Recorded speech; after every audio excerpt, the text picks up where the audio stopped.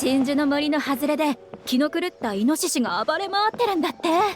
数日前にあの辺を散歩してたでしょ。イノシシを見かけなかった？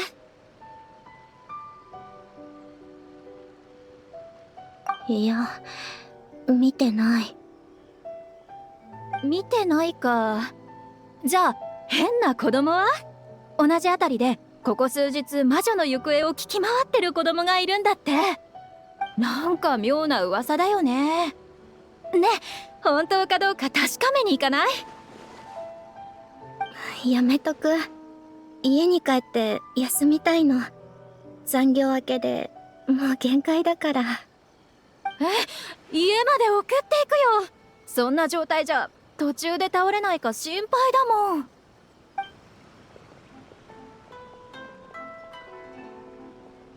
今の聞いたか？そっちじゃなくて魔女の方だぞ。まさかオイラたちの知り合いの魔女じゃないよな。気になる。なあ、行ってみようぜ。当たり前だろ。お前は気にならないのか？魔女が現れるときは絶対でかいことが起きるんだ。オイラの勘違いならいいけど、もし当たってたら早めに手を貸せるかもしれないだろ。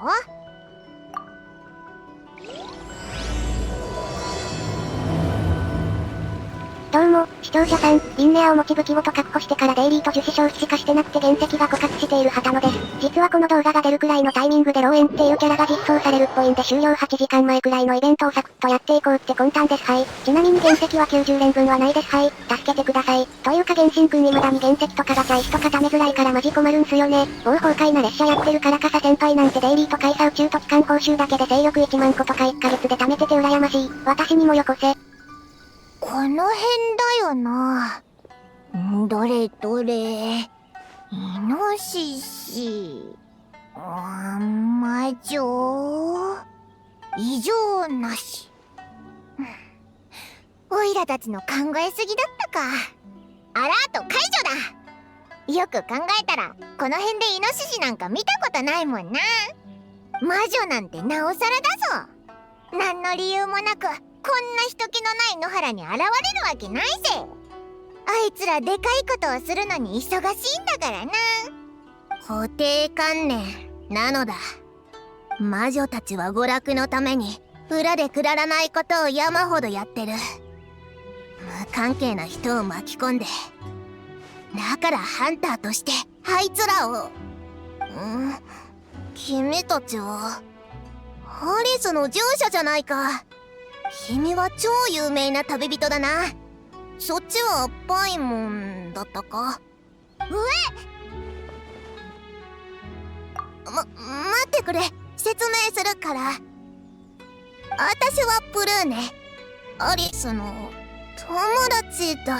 そう、友達。彼女に呼ばれてとある魔女関連の事件を処理しにこっちへ来たのだ。でもちょっとした不可抗力で連絡が取れなくなっちゃって、だからこいつが魔女の行方を聞いて回ってるっていう変な子供か？全部聞こえてるぞ。そういう目で見るのはやめろ。私は怪しい子供じゃないのだ。私はただ専門的な調査で忙しかっただけで、とにかくアリスとは知り合いなのだぞ。ほんとか？なんでそんなしどろもどろなんだよ。信じてないな。ほら、これはアリスがくれたやつだ。全部魔女の道具なのだ。君ならこの道具から漂う魔法の気配を感じ取れるんじゃないか？鈴にハンマー、それから一冊のボロボロの本？見た目は確かに普通じゃなさそうだけど、魔女のセンスっぽくはない気がするぞ。変だな。魔女の道具を知らないのはともかく、このソロン派の古典的な教本がわからないなんて。巷の噂じゃ金色の旅人のそばにいる小さな旅の仲間はスメール教霊院に関する知識に対する造形が深くて本もたくさん読んでるっていう話だぞ。これは80年前のとっても貴重な古典中の古典なのに。それってオイラのことか？世間のオイラへの評価ってそんなに高かったんだな。くふん、確かにいいものだな。さっきは言いそびれたけどさ。うわっ、この鈴なんでいきなり鳴り出したんだ？理論上は局地性異常魔力波動を感知したからのはず。簡単に言えば尋常じゃない力が近くに湧いてるってことなのだ。は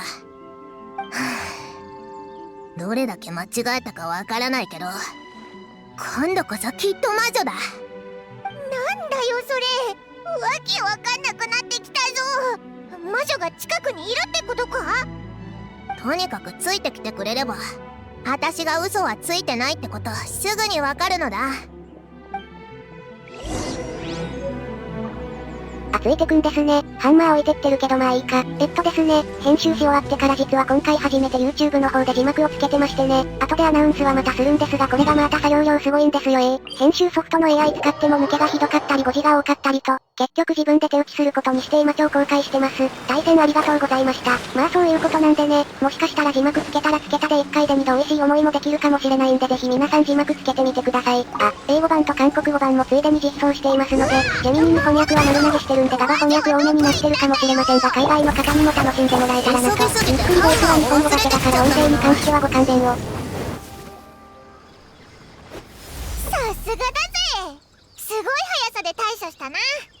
噂通り規格外の強さだな。助けてくれてありがとう。さっきは無茶して悪かったのだ。本当に嘘はついてないのだぞ。アリスが言ってたのだ。鈴が鳴れば魔女が出てくるかもって。ただこんなに確率が低いとは思わなくて。お前を信じるぞ。アリスの道具なら確かに予想もつかない機能がありそうだし、そのことは身をもって知ってるもんな。やっぱりそうだと思った。な、見てみろよ。ここにカードがあるぞ。空想の友達がいる子供たちへ、一緒にすごくいいことをしませんか。同大王を見つけてください。イノシシも書いてあるな。まさか噂の暴れ回ってるイノシシのことか？またあいつの陰謀か。なんだって？悪いやつの陰謀じゃないかと疑ってるのだ。子供に馴染みのあるものを使って誘い出そうとしてるかも。空想の友達を利用して罠にかけるなんて恥知らずな人でなしが絶対に許せないのだ。そんなに悪いやつなのか。ひどすぎるぞ。オイラたちも放っておけないぜ。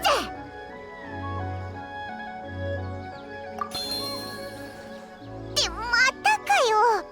また魔物だったりしないよ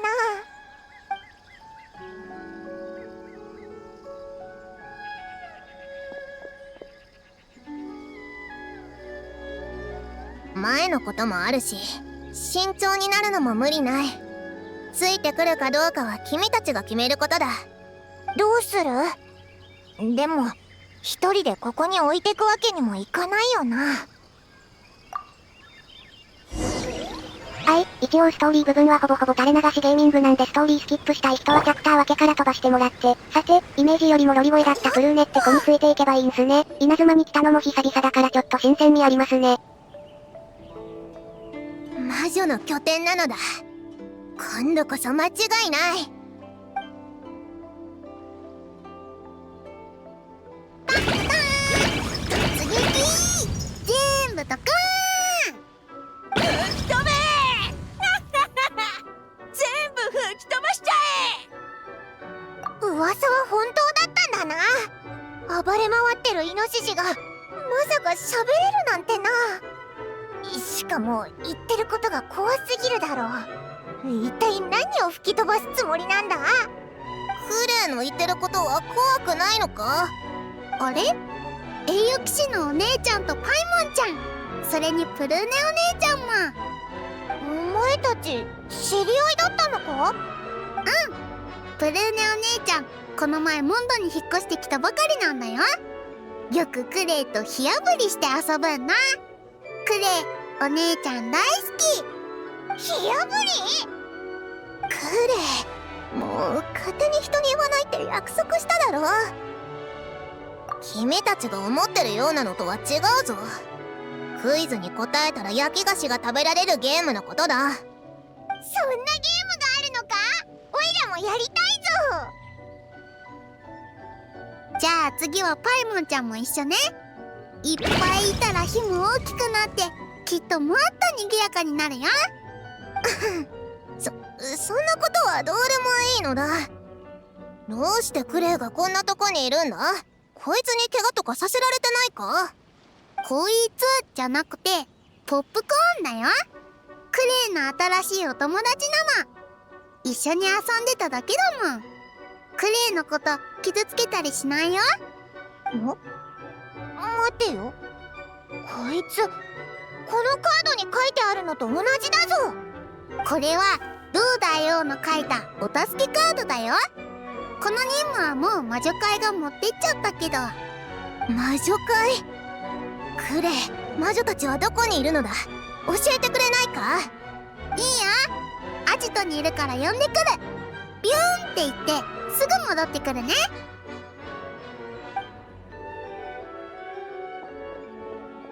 なあ、言っただろ。今回は絶対に間違いなしだ。魔女はやっぱり近くにいる。魔物じゃなくて魔女なのに、なんで戦闘態勢に入ってるんだよ。君は分かってないのだ。来たよ、小さな魔女会登場。みんなで相談したんだけど、ヨーヨちゃんが小さな魔女会がいいって。みんなまだ大人じゃないから。なに？小さな魔女会ってどういうことだ？そんな話聞いてないぞ。クレイが作った小さな魔女会だよ。クレイは小さな魔女なの。二人ともまた会えたね。すっごく嬉しい。二人と会えた時はいつも絶対いいことが起きるんだよ。クレイちゃんからアジトに新しいお友達が来たって聞いたよ。改めて自己紹介をしなくちゃね。まずはヨーヨから行くよ。小さな魔女のヨーヨだよ。ビールから来たの。最近小さな魔女会に入ったばかりだけどよろしくね。ああ、よろしくなのだ。ほらナナ、焦らなくていいからさっきの稽古通りにするんですよ。さあ、なんて言うか覚えてる？うん。ナナは小さな魔女。ノートにそう書いてある。旅人とパイモンはずっと心の中にいる。書かなくても覚えられる。新しい友達、新しい顔、頑張って覚える。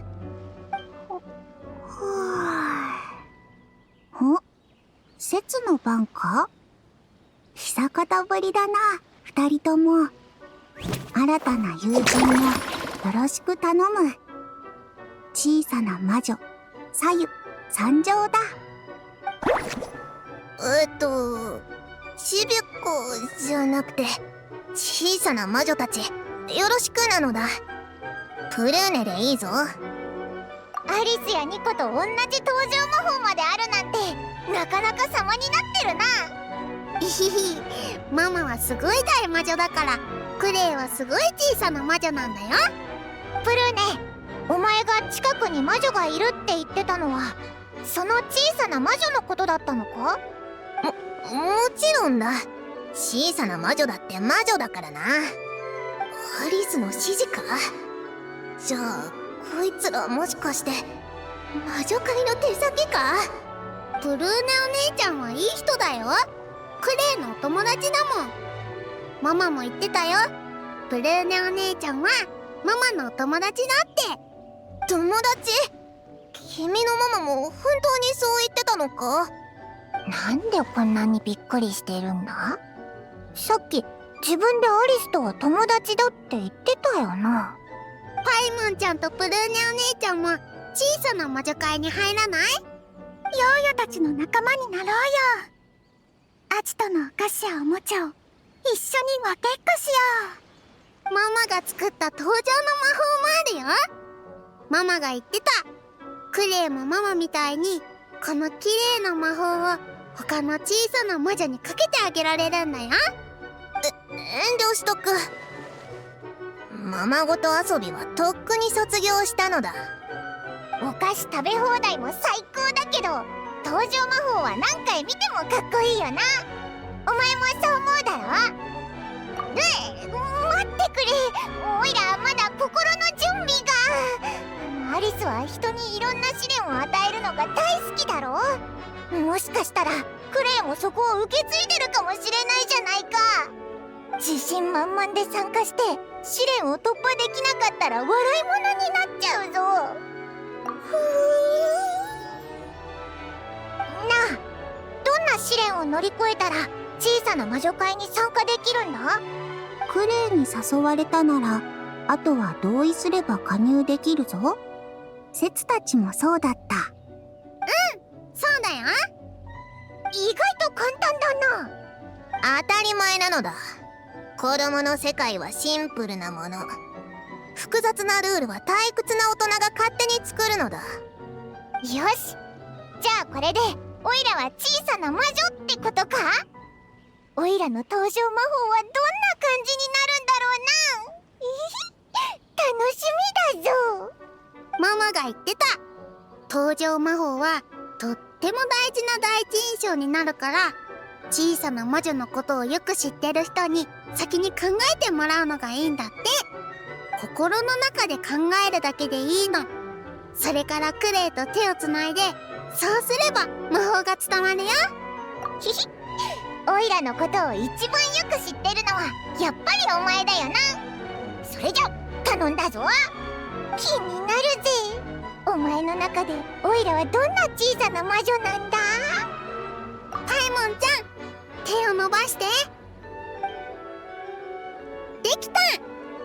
小さな魔女パイモンちゃん、自己紹介してみて。もういいのか？やってみるぜ。ほほん。みんな、オイラは小さな魔女パイモンだぞ。一件落着ってことで、小さな魔女のみんな、そろそろ本題に入らないか？あいつは一体何なんだ？さっきクレイが小さな魔女会は任務を受けたって言ってたよな。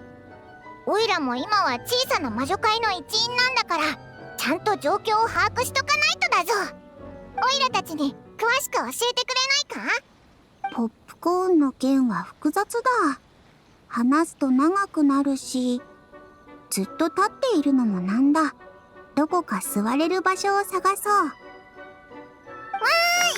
じゃあお茶会にしよう。お茶会ならいっぱいお話しするのにぴったりだもん。いい考えだね。ヨーヨー、お茶会のお菓子と点心を準備してくるよ。セツは椅子を並べよう。クレイはおもちゃを選んでくる。お茶会しながらみんなで遊ぶんだ。おー。ナナも一緒に行こう。好きなのを選んでいいよ。栄誉騎士のお姉ちゃん、プルーネお姉ちゃん、このアジトには好きに遊びに来ていいよ。小さな魔女会が歓迎するからね。まあいいか。どこかで本でも読みながら待つとするのだ。はいはいはい、ブルーネが追いかけてたのはグレイ率いるロリパだったと。あとさっききの自己紹介みたいな演出はまだやってないメインストーリーのネタバレでした。本当にありがとうございました。まあそれはさておき、ここからはイベント恒例のミニゲームフェーズですね。本当だったら1日ごとに更新されてくんですけど終了間際にやってるし関係ねえな。計画性はうちにはありません。ひとまず最初に目についたクレイちゃんのゲームから始めていきましょうか。とはいえ私クレイちゃんまだ持ってないんですよね。復刻の少なさもそうですけど、単純に火力が少クレイ、おもちゃは選べたか？ママが作ってくれた魔法のおもちゃだよ。ドドコと一緒に爆弾を投げっこできるの。他の小さな魔女と一緒に爆弾を投げるんだ。爆弾投げだってダメに決まってるだろ。危なすぎるぞ。安心して、危なくないよ。魔法のおもちゃの中ならボンボン爆弾は爆発しないの。ママも自由に遊んでいいって言ってたし、反省室行きにもならないよ。栄誉騎士のお姉ちゃんとパイモンちゃんも一緒に遊ぼう。今回ドドコも一緒に遊びに来たんだけど、二人に会ってみたいって言ってたよ。ドドコならクレイとずっと一緒にいるだろ。もうとっくに会ってるじゃないか。違うよ。ドドコの一族にはたくさんのドドコがいて、クレイみたいに外で大冒険するのが大好きなドドコもいるんだよ。別のところに住んでて、まだみんなと会ったことのないドドコもいるの。別のところ？プルーネお姉ちゃんがモンドで絵本を見せてくれたの。そこは子供たちの空想の世界で、ドドコはクレイの空想のお友達だって書いてあったよ。でもママはどこにいてもドドコを呼んで一緒に遊ばせてくれるの。それで今回は魔法のおもちゃの中にドドコを呼んでくれたんだ。今までもいろんな姿のドドコを見てきたけど、やっぱり不思議だな。栄誉騎士のお姉ちゃん、ドドコと一緒に爆弾投げっこしてくれる？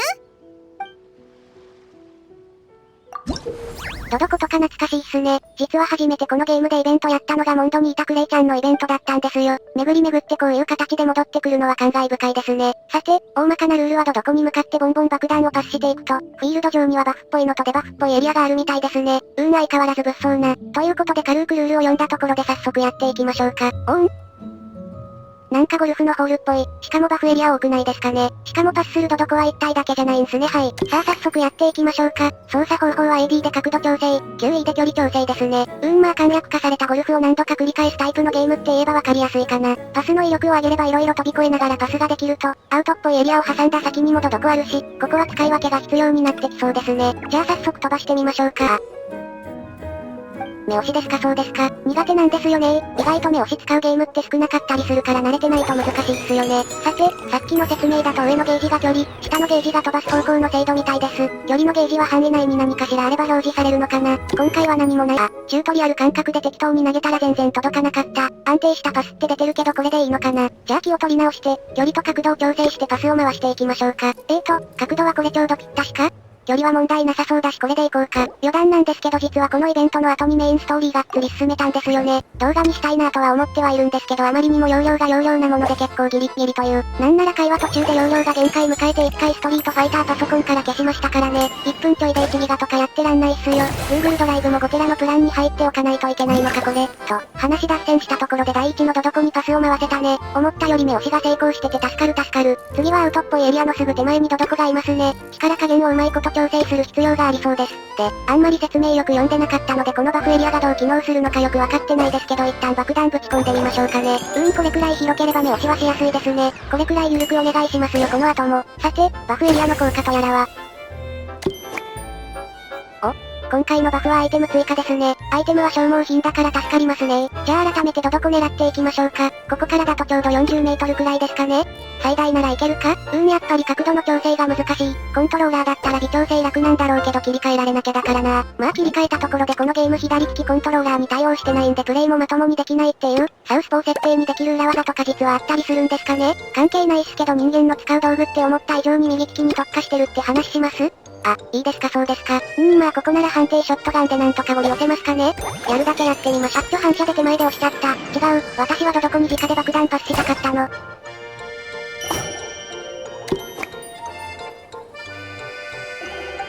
ナーミが安定したパスだよ。狙ったかのようなバフエリア回避してんだよ、いい加減にしろ。正確に外すんじゃねえバカじゃねえの？はい、まあこんなもんっすね。これでノルマ達成できてなかったらここでこのイベントやめるから。次、サクサク行きましょう。次の目標はアウトゾーンを避けた先にあるのでうまいこと2回でパスできそうな場所に飛ばしておきましょう。さっき説明にもあったペナルティエリアに入っちゃったけど問題ないでしょ。トリマアウトゾーンに吹っ飛ばないいい感じの場所に陣取れたので次行きましょう。さあ、ここからだったらこのパスで次のどこにパスできるんじゃないですかね。マップ見たら本当にジェストでアウトゾーンのど真ん中に落ちてますね、素晴らしい。あってもここから勢い最高でも届かないんですね、これ。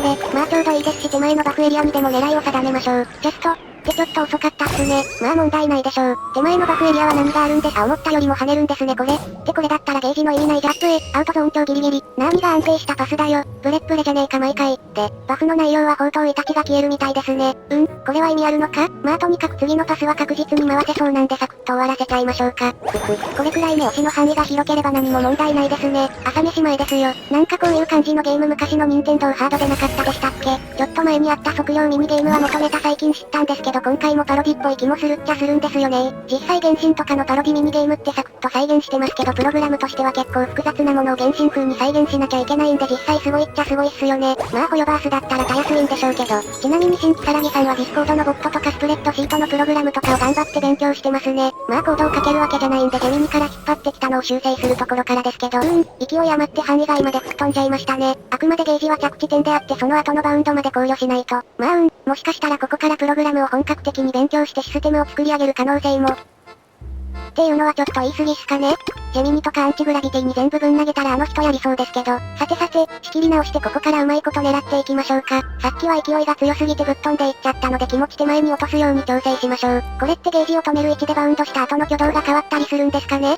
急の物理法則とか動き方とかは球技やってる人らなら予測できるんでしょうけど私ダンス部だしな。ちなみにゴルフは GTA でならやったことあるよ。あと e スポーツリゾート。そうそう、e スポーツじゃなくてスポーツリゾートの方ね。実は e スポーツはキサラギさんもやったことないらしい。よし、ね押しもジェスト出し校でいけるでしょ。イベントのミニゲームとはいえかなり時間食いますねやっぱり。私らはいいですけどキサラギさんは原神以外も全部やらなきゃなんで発狂してそうですね毎度。あ、そんなこと言ってたらクリアしましたね。まあ悪くない結果ですし、多分報酬全部もらえますよね。そしてどこのゴルフだけで4ステージですか。ボリューム満点ですね相変わらず。そういえばヌエ先輩がこの前動画で好みの星4キャラ引いたらしいんですけど名調2年間放置してた甲斐あってか無事自力でいけない範囲の突破素材を確保できずにもだえてましたよ。言うて私もリンネアちゃんの持ち武器突破できないんですけどねはい。さて、第2ステージは砂浜のコースですね。見る限りってかアウトゾーンの中にバフエリアない？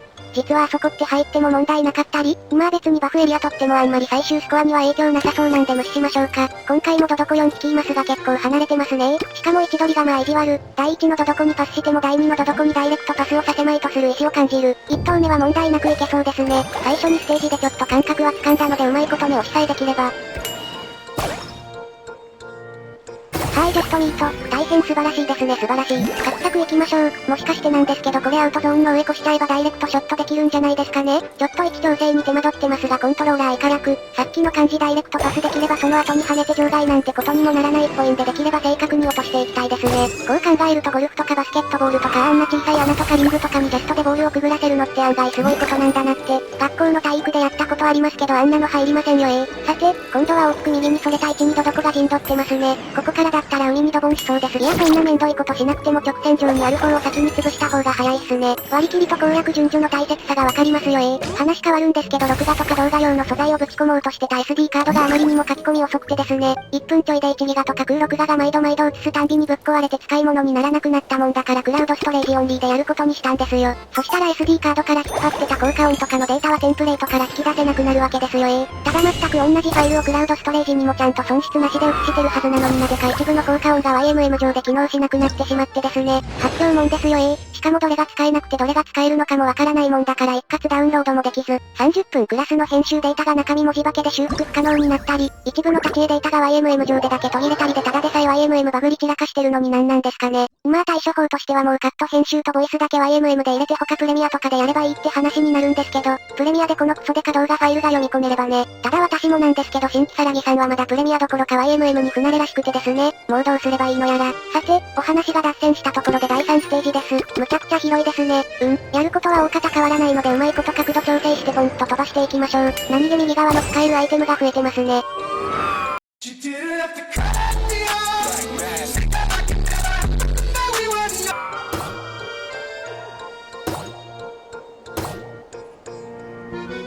あ、いきなり使い慣れてなさそうなミームねじ込んでこないでもらえませんかね。というかギャラクシーブレインなんて今あんま見ないでしょ。もう第1第2第3ステージとガバが発生しまくってて不安でしかないっすよ。なんで今の外すんですか。パーフェクトだったじゃん。さて、多少ガバはあったけどもちゃんとリカバリーできたのでよし。次のドドコは割と近いのでダイレクトにシュートできそうですね。いやはや、動画の後半になるにつれて何かしらねじ込もうとするのは動画編集してる側の差がなんですかね。まあいいんですけど、さらぎさんが言うには結構ミームや時事ネタ、なんならゆっくり実況者含め本当にいろんなところからネタをパクったり引っ張ったりしてきてるらしいんでああいうことが起こるらしいっすね。前任のキサラギさんもなかなかでしたけど、新任のキサラギさんもキサラギさんでちょっとずれてるかもしれないっすね。さてさて、2投目はうまいことジャストでパスできたのでこの調子なら次もいけそうです。目標は小さな河川を挟んだ先にありますね。多分この辺りの浅いところなら川ポチャドボンはないと思うんですけど、まあ大丈夫だろうの精神でサクッと投げてみましょうか。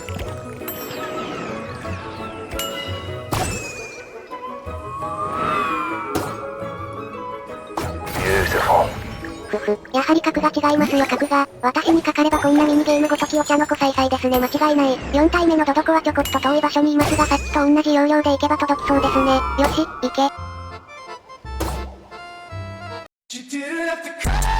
なんでだろう今極めてなんか生命に対する侮辱を感じた気がする。あと同じミームを使い回すな恥ずかしい。よし、ラストのドドコにパスをして第3ステージ終了。いやー長く苦しい戦いでしたねはい。と思ったんですけどやっぱ字幕あった方がいいですかね。なんとなく UI が文字と被りやすいのと文字入れちゃうと画面の圧迫感がすごいので今は入れてないんですが、実は最近図形を切り張りして作った吹き出しがあったんでそれをセリフごとに長さとか変化させながら小さめの字幕をつける案もあったんですけど普通に時間かかりすぎてこのボリュームの動画で使うのはいかがなものかと無事却下になりましたはい。まあ世の中にはそれを平気でこなすスーパー編集者もいるわけで、最近参考にしてる実況者さんもそのタイプだったり、あ、そんなこと言ってたら普通にジャストでパスできましたねこれは素晴らしい。とんでまたアウトゾーンの飛び越えですか。しかもまあまあ距離遠いようで近いっすね。これはパスの精度が求められますよ。そうい。一気に判定ショットガン、すんばらしい。残すところもあと2箇所。で今回はさすがに1回じゃ届きそうにないですね。これは近くに落として2回目でジャストミートが確実か？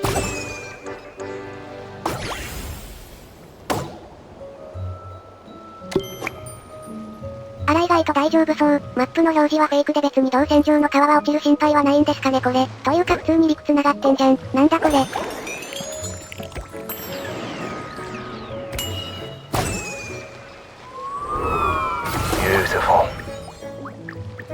こうもジャストで入ってくれるとやっぱ爽快感ありますね。バスケとかゴルフでボールうわー。